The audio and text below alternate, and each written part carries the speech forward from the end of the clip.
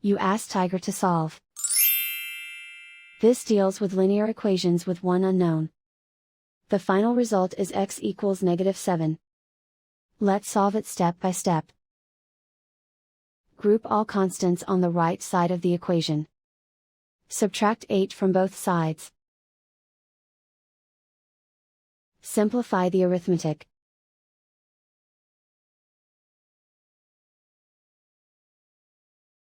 Isolate the x.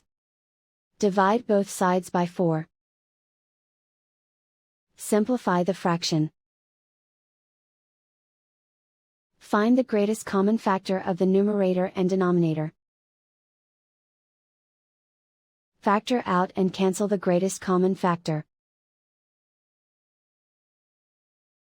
And so the final result is x equals -7.